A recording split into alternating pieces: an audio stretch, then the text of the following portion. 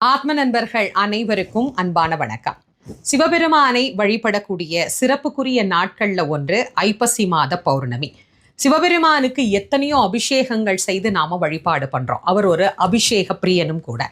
ஆனா வருடத்திற்கு ஒரு முறை மட்டும்தான் அவருக்கு இந்த அன்னாபிஷேகம் அப்படிங்கிறது நடைபெறுகிறது. எதற்காக சிவபெருமானுக்கு அன்னாபிஷேகம் செய்யணும்? இந்த உலக உயிர்கள் அனைத்துமே கலி உலகத்துல அன்னத்தை தான் ஆதாரமாக நம்பி வாழ்ந்து கொண்டிருக்கிறது.